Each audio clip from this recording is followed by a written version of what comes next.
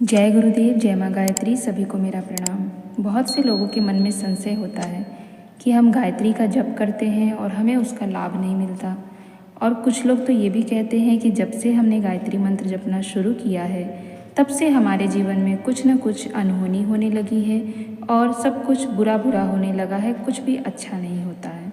तो आज उन सबको इस वीडियो के माध्यम से समझ आएगा कि गायत्री मंत्र कैसे उनके जीवन का कायाकल्प करती है और जब हम गायत्री का हाथ थामते हैं तब क्या क्या होता है। गायत्री मंत्र से आत्मिक कायाकल्प हो जाता है। इस महामंत्र की उपासना आरंभ करते ही साधक को ऐसा प्रतीत होता है कि मेरे आंतरिक क्षेत्र में एक नई हलचल एवं रद्दोबदल आरंभ हो गई है। सतोगुणी तत्वों की अभिवृद्धि होने तथा दुर्गुण, कुविचार, दुस्वभाव एवं दुर्भाव घटने आरंभ हो जाते हैं और संयम, नम्रता, पवित्रता, उत्साह, श्रमशीलता, मधुरता, ईमानदारी, सत्यनिष्ठा, उदारता, प्रेम, संतोष, शांति, सेवा भाव, आत्मीयता आदि सद्गुणों की मात्रा दिन दिन बड़ी तेजी से बढ़ती जाती है। फलस्वरूप लोग उसके स्वभाव एवं आचरण से संतुष्ट होकर बदले में प्रशंसा, कृतज्ञता, श्रद्धा एवं सम्मान के भाव रखते हैं। इसके अतिरिक्त ये सद्गुण स्वयं इतने मधुर होते हैं कि जिस हृदय में इनका निवास होगा वहाँ आत्मसंतोष की परम शांतिदायक निर्झरी सदा बहती रहेगी। गायत्री साधना के साधक के मन क्षेत्र में असाधारण परिवर्तन हो जाते हैं। विवेक, तत्व ज्ञान और रितंबरा बुद्धि की अभिवृद्धि होने के कारण अनेक अज्ञानजन्य दुखों का निवारण हो जाता है। प्रारब्धवश अनिवार्य कर्म फल के कारण कष्ट साध्य परिस्थितियां हर एक के जीवन में आती रहती है। हानि, शोक, वियोग, आपत्ति, रोग, आक्रमण, विरोध, आघात आदि की विभिन्न परिस्थितियों में जहाँ साधारण मनोभूमि के लोग मृत्यु तुल्य कष्ट पाते हैं वहाँ आत्मबल संपन्न गायत्री साधक अपने विवेक, ज्ञान, वैराग्य, साहस, आशा, धैर्य, संतोष, संयम, ईश्वर विश्वास के आधार पर इन कठिनाइयों को हंसते हंसते आसानी से काट लेता है। बुरी अथवा साधारण परिस्थितियों में भी अपने आनंद का मार्ग ढूंढ निकालता है और मस्ती एवं प्रसन्नता का जीवन बिताता है। संसार का सबसे बड़ा लाभ आत्मबल गायत्री साधक को प्राप्त होता है। इसके अतिरिक्त अनेक प्रकार के सांसारिक लाभ भी होते देखे गए हैं। बीमारी, कमजोरी, बेकारी, घाटा, गृह कलह, मनोमालिन्य, मुकदमा, शत्रुओं का आक्रमण, दाम्पत्य सुख का अभाव, मस्तिष्क की दुर्बलता, चित्त की अस्थिरता, संतान सुख, कन्या के विवाह की कठिनाई, बुरे भविष्य की आशंका, परीक्षा में उत्तीर्ण न होने का भय, बुरी आदतों के बंधन जैसी कठिनाइयों से ग्रसित अगणित व्यक्तियों ने आराधना करके अपने दुखों से छुटकारा पाया है। कारण यह है कि हर एक कठिनाई के पीछे जड़ में निश्चय ही कुछ न कुछ अपनी त्रुटियां, अयोग्यता एवं खराबियां रहती हैं। सद्गुणों की वृद्धि के साथ अपने आहार विहार, दिनचर्या, दृष्टिकोण, स्वभाव एवं कार्यक्रम में परिवर्तन होता है। यह परिवर्तन ही आपत्तियों के निवारण का, सुख शांति की स्थापना का राजमार्ग बन जाता है। कई बार हमारी इच्छाएं, तृष्णाएं, लालसाएं, कामनाएं ऐसी होती हैं जो अपनी योग्यता एवं परिस्थितियों से मेल नहीं खाती। मस्तिष्क शुद्ध होने पर बुद्धिमान व्यक्ति उन मृग तृष्णाओं को त्याग कर अकारण दुखी रहने से भ्रम जाल से छूट जाता है। अवश्यंभावी न टलने वाले प्रारब्ध का भोग जब सामने आता है तो साधारण व्यक्ति बुरी तरह रोते चिल्लाते हैं, किंतु गायत्री साधक में इतना आत्मबल एवं साहस बढ़ जाता है कि वह उन्हें हंसते हंसते झेल लेता है। किसी विशेष आपत्ति का निवारण करने एवं किसी आवश्यकता की पूर्ति के लिए भी गायत्री साधना की जाती है। बहुधा इसका परिणाम बड़ा ही आश्चर्यजनक होता है। देखा गया है कि जहाँ चारों ओर निराशा, असफलता, आशंका और भय का अंधकार छाया हुआ था, वहाँ वेद माता की कृपा से एक दैवी प्रकाश उत्पन्न हुआ और निराशा आशा में परिणत हो गई। बड़े कष्ट साध्य कार्य तिनके की तरह सुगम हो गए। ऐसे अनेकों अवसर अपनी आंखों के सामने देखने के कारण हमारा यह अटूट विश्वास हो गया है कि कभी किसी की गायत्री साधना निष्फल नहीं जाती है।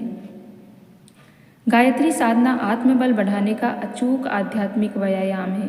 किसी को कुश्ती में पछाड़ने एवं दंगल में जीतकर इनाम पाने के लिए कितने ही लोग पहलवानी और व्यायाम का अभ्यास करते हैं।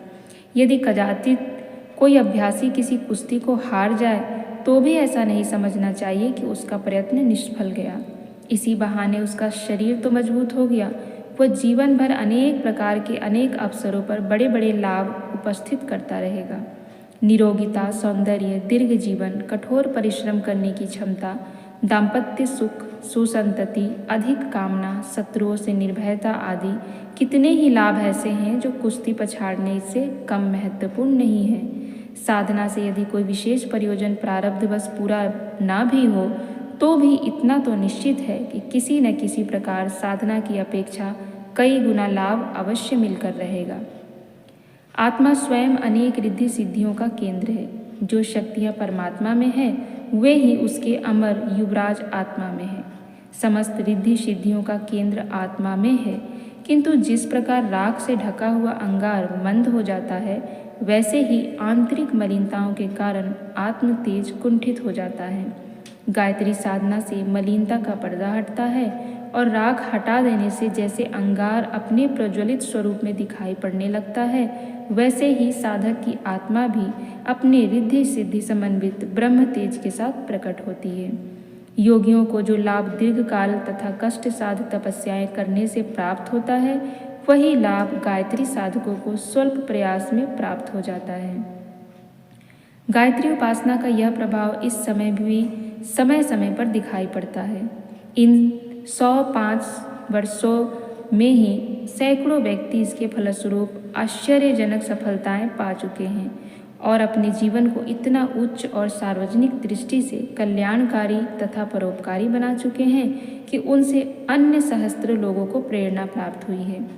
गायत्री साधना में आत्मोत्कर्ष का गुण इतना अधिक पाया जाता है कि उससे सिवाय कल्याण और जीवन सुधार के और कोई अनिष्ट हो ही नहीं सकता।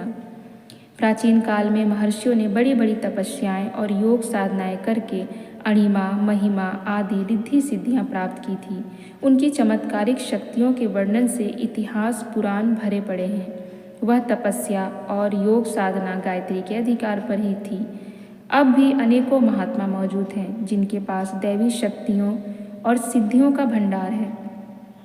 उनका कथन है कि गायत्री से बढ़कर योग मार्ग में सुगमतापूर्वक सफलता प्राप्त करने का दूसरा मार्ग नहीं है। सिद्ध पुरुषों के अतिरिक्त सूर्यवंशी और चंद्रवंशी सभी चक्रवर्ती राजा गायत्री उपासक रहे हैं। ब्राह्मण लोग गायत्री की ब्रह्म शक्ति के बल पर जगत गुरु थे। क्षत्रिय गायत्री के भर्ग रूपी तेज को धारण करके चक्रवर्ती शासक बने थे। यह सनातन सत्य आज भी वैसा ही है। गायत्री माता का आंचल श्रद्धापूर्वक पकड़ने वाला मनुष्य कभी भी निराश नहीं रहता।